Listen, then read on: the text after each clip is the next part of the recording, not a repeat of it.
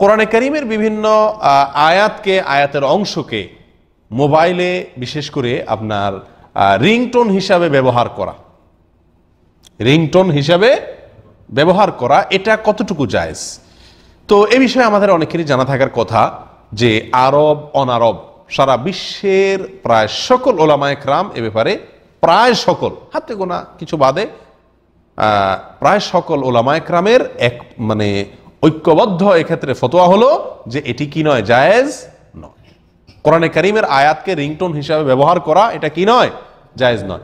এমন কি কোন দোয়া আছে না, অনেক দোয়া কোরআন সুন্নাহ বর্ণিত হয়েছে আল্লাহ সুবহানাহু ওয়া তাআলার কাছে দোয়া, এগুলোকেও রিংটোন হিসাবে ব্যবহার করা কি নয়, জায়েজ নয়। আজানকেও রিংটোন হিসাবে ব্যবহার করা জায়েজ নয়। কোন ইসলামী সঙ্গীত যার অর্থের ভিতরে তেমন খারাপ কিছু নয় সেগুলো ব্যবহার করা যেতে পারে, অথবা অন্য কোনো সাধারণ কিছু ব্যবহার করা যেতে পারে, কিন্তু কোরআনে কারীমের আয়াত এটার অংশ অথবা পুরো আয়াত কোনোভাবেই আপনার রিংটোন হিসাবে ব্যবহার করা কি নয়, জায়েজ নয়। এর কয়েকটা কারণ আছে। নাম্বার এক, কোরআন আল্লাহ সুবহানাহু ওয়া তাআলা যে জন্য দিয়েছেন এটা তার খেলাফ। কোরআন আমাদেরকে দেওয়া হয়েছে কি জন্য ভাই?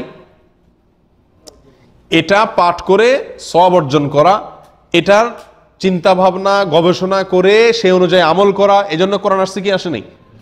আপনি কোরআনকে রিংটোন হিসাবে ব্যবহার করছেন, এটা হলো দুনিয়াবি একটা কাজের সুবিধার জন্য আপনি কি করতেছেন, কোরআনকে ইউজ করছেন। কোরআন এই জন্য আসে নাই দুনিয়াতে, কথা বুঝে আসছে? তো যে জন্য আল্লাহ সুবহানাহু ওয়া তাআলা কোরআন দিয়েছেন সেই কাজে ব্যবহার না করে এটাকে নিছক একটা নিজের সুবিধার কাজে, দুনিয়াবি একটি কাজে ব্যবহার করা হলো, যেটি এক ধরনের কোরআনের কি করা, অপমান করা।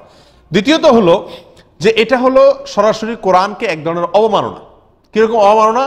যে কোরআনের মতো সম্মানিত এই বস্তুকে আপনি আপনার দুনিয়ার একটা সাধারণ কাজে কি করলেন, ব্যবহার করলেন। কোরআনে কারীমের আয়াত লেখা আছে, সেরকম কাগজকে যদি আপনি ঠোঙা বানান, সেটা যদি কিছু রাখেন, সেটা যদি আপনার কোরআনের কি হয়, অপমান হয়, যে এই সাধারণ কাজে আপনি এখানে কোরআন এটাকে ব্যবহার করছেন, কোরআনে কারীমের আয়াত লিখিত পৃষ্ঠাকে, কাগজকে, তাহলে একইভাবে কোরআনে কারীমের আয়াতকে রিংটোন হিসাবে ব্যবহার করা মোবাইলের মধ্যে ঠিক একই ধরনের অপমান এবং কোরআনকে অসম্মান করা, সেজন্য এটা জায়েজ নাই। অথচ আল্লাহ সুবহানাহু ওয়া তাআলা বলেছেন ওয়া ইউআযযিম শাআইরাল্লাহি ফাইন্নাহা মিন তাকওয়াল কুলুব, সূরা হজর 32 নম্বর আয়াতে আল্লাহ সুবহানাহু ওয়া তাআলা বলেন যারা আল্লাহ সুবহানাহু ওয়া তাআলার নিদর্শনকে সম্মান করে এটা তাদের অন্তরের যে তাকওয়া আছে সেই তাকওয়ার প্রমাণ। বিধায় আমাদেরকে কোন অবস্থাতেই এই কোরআনে কারীমের আয়াতকে রিংটোন হিসেবে ব্যবহার করা কি হবে না ভাই, জায়েজ হবে না। অনেকেই এক্ষেত্রে একটা যুক্তি দেখান। যুক্তি হলো এই যে আমি রিংটোন হিসাবে যেগুলো ব্যবহার করছি, হয়তো কোনো গান বাজনা, কোনো বাদ্য বাজনা যেগুলো হারাম, তো আমি হারাম থেকে বাঁচার জন্য একটা ভালো জিনিস দিলাম, তাতে অসুবিধা কি? তো এটাতে অসুবিধা অনেক। একে তো হলো এটা অপাত্রে ব্যবহার কোরআনের, দ্বিতীয়ত হলো এটা কোরআনের অসম্মান।